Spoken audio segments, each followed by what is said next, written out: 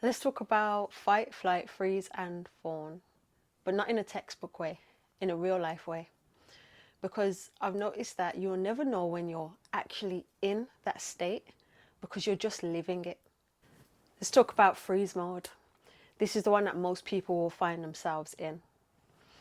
If they're conscious of it, is a whole different thing. Like we said in the beginning, more time or not, you're literally just living it. You don't actually know that you're in it. So when you're in freeze mode, you'll be at home constantly, do not want to be around anybody. You're in an anxious state, you're depressed, you don't take phone calls, you're literally in constant doom scrolling all the time. You probably are not even eating properly and you're getting constant takeaway, so you don't have to go to the shop and go and get stuff.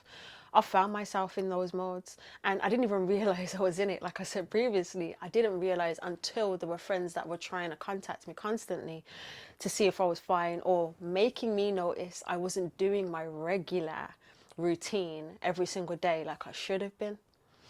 When you are in freeze mode, it's not laziness. It literally isn't laziness. It's you trying to protect yourself because you feel like if you keep yourself to yourself, then nobody can hurt you. So that's a way for you to actually put that armor up and stay out of the way. But the more you do that, the more anxious you get because once you then go outside, you start to feel like everybody's looking at you. You're the highlight of everything. No one's actually looking at you. Not to say no one actually cares, but everyone's thinking about their own life. But because you're in that mode, you're thinking that everyone's looking at you because there's a part of your nervous system that is in a frozen state. Literally, you've put your nervous system on pause. And when it's on pause, your life comes onto pause. Let's talk about fight mode.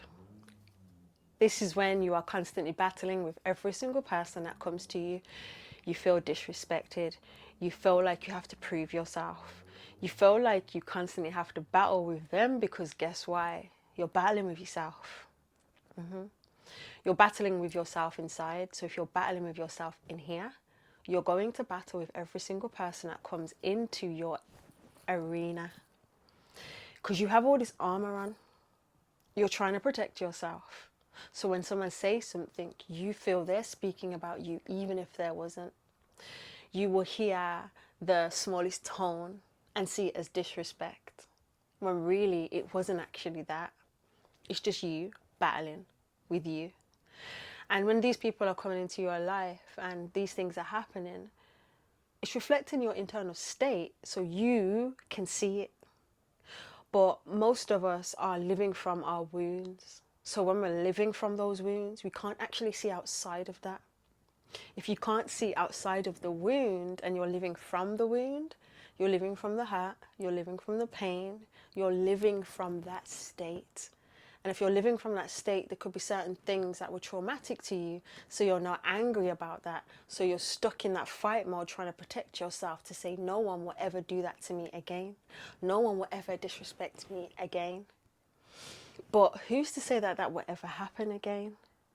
But now the body is sitting in that state. And let's talk about flight mode.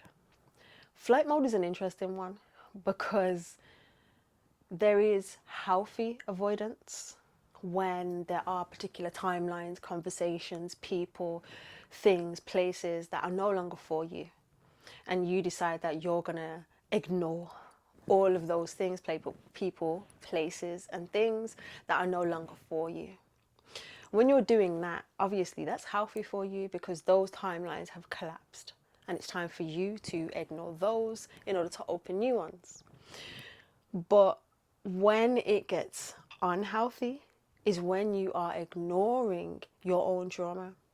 You're ignoring the things that you need to deal with and the things that you need to face. Whether that be a conversation with your mother, a conversation with your father, there's things that you'll end up avoiding and it just starts to fester in the body. So now you're avoiding it by drinking, smoking, scrolling. You're doing every single thing you can to do what? Escape. And through that escapism, you're then finding that you're also trying to do what? protect yourself. So can you see the pattern here? Every single one of these is you trying to protect you. But the protection puts you in a state where you're imprisoning your own self. So sovereignty doesn't exist there. Healing begins with safety. So if healing begins with safety, you have to feel safe in order for that healing to start thawing out. You're in freeze mode, you need to thaw.